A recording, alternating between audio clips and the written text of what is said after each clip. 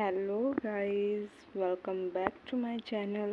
आज हम स्टार्ट करने वाले हैं फ्यूचर परफेक्ट टेंस। क्या होता है, जिसको हम हिंदी में बोलते हैं पूर्ण भविष्य काल। पूर्ण भविष्य काल का प्रयोग भविष्य काल के किसी निश्चित समय के पहले कोई क्रिया पूर्ण हो गई होगी यह दर्शाने के लिए इस काल का प्रयोग होता है। उदाहरण, मैं इस महीने के अंत तक यह किताब पढ़ चुका हूँगा।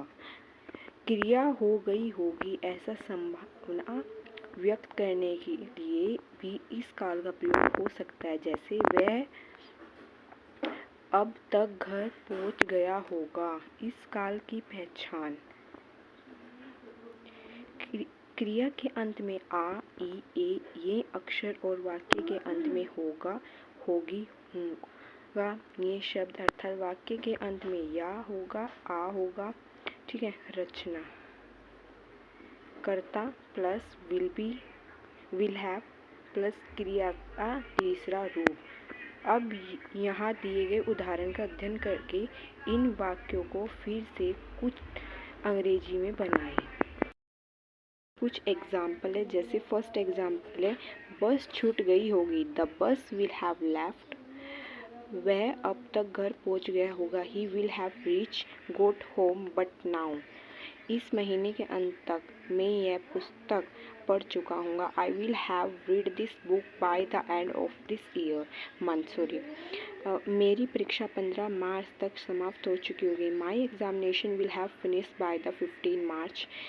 इस वर्ष के अंत तक मेरी यह किताब लिखना हो गया होगा। आई will have finished writing this book by the end of this year.